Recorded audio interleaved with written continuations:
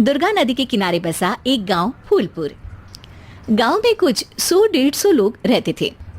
अंजलि, जो कि पास ही के जिले में रहती थी और 12वीं पास कर चुकी थी, उसके पिताजी ने बेटी को जल्दी विदा करने के लिए उसकी शादी फूलपुर गांव के मुकेश से करवा दी थी।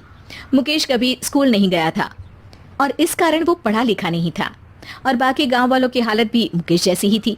मुकेश के घर में उसके माता पिता भी रहते थे। सासू माँ, मैं बाहर मंदिर तक जा रही हूँ, आधे घंटे में आ जाऊंगी। अरे अभी कहीं जाने की जरूरत नहीं है, चुपचाप जाके रसोई में रात के खाने की तैयारी करो। और ये घूंघट क्यों हटा लिया है तुमने? क्या पता नहीं कि इस गांव में औरतें बिना घूंघट के नहीं रहती। रात में अंजलि छत पर जाकर अपनी मम्मी से बात कर रही होती है। तभी गांव की 3-4 औरतें उसे देख लेती है और दरवाजे पर आकर उसकी सास से शिकायत करने लगती है। और क्या हुआ? अरे छत पे तो देखो, आपकी बहू मटक मटक के किसी से फोन पर बात कर रही है, दिन भर फोन पे लगी रहती है। अरे कल तो मंदिर के पास वो क्या कहते हैं, सेल्फी ले रही थी। शहर की बहू रखना अच्छा शान की बात है, पर देखना इसके लक्षण से ये तो तुम्हारे परिवार को बदनाम ना कर दे।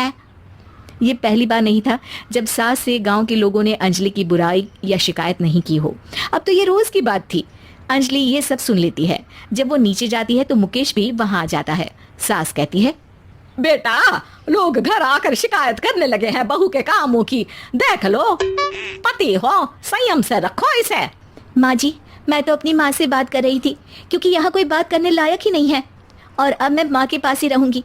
वहाँ क्या रहना, वहाँ बाहर के लोग तो ठीक है पर घर के लोग भी इज्जत ना दे सके। अरे नहीं नहीं अंजलि, ऐसा नहीं है, धीरे धीरे सब ठीक हो जाएगा, तुम फिक्र ना करो। अरे बस कुछ बोलना ही नहीं है, सर पे चढ़ा रखा है बहू को।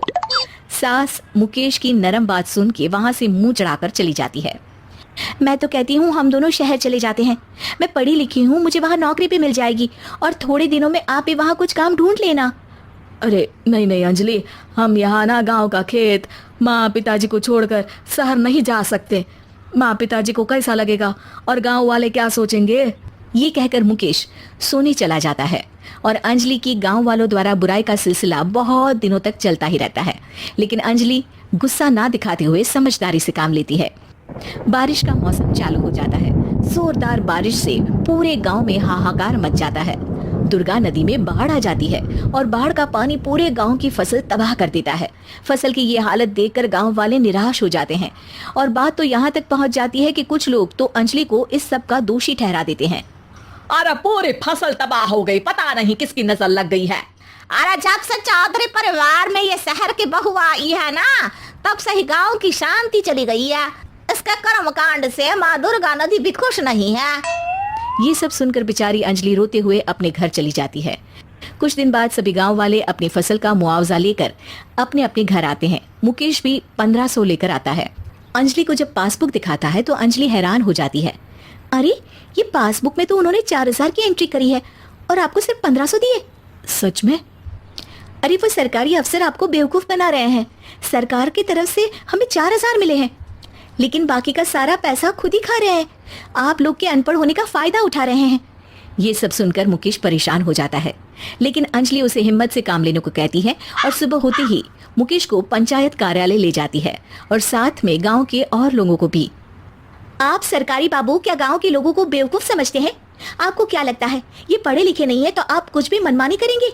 ये बेचारे दिन रात इतनी मेहनत करते हैं, ये हमारे अन्नदाता हैं और आप इनके साथ ऐसा धोखा करते हैं। अरे क्या बके जा रही है ये लड़की, किस धोखे की बात कर रही है? अपने कांड करके नदी माँ को नाराज करके हमारा नुकसान करके इसे चैन नहीं मिला क्या?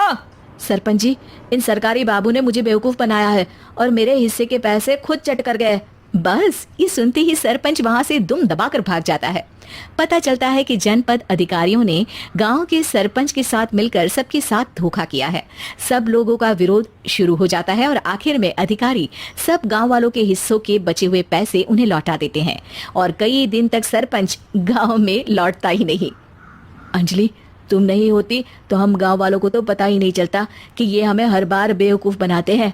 हाँ हाँ अंजलि बेटी, हमें माफ कर दो। हम सब तुम्हें बुरा भला कहते रहे लेकिन तुमने ही आज हमें बेवकूफ बनाने से बचाया है। हमें तुम पर गर्व है बेटी। अब समझ आया कि सरपंच तुमसे नहीं तुम्हारे पढ़े लिखे होने से नफरत करता था। क्यों ना इस बार हम अंजलि को ही सरपंच पद के लिए चुन ले, क्या कहते हो गांव वालों? पढ़ी लिखी सरपंच। बस पूरा गांव अंजलि के लिए ताली बजाता है और अंजलि की सास उसे खुशी से गले लगा लेती है।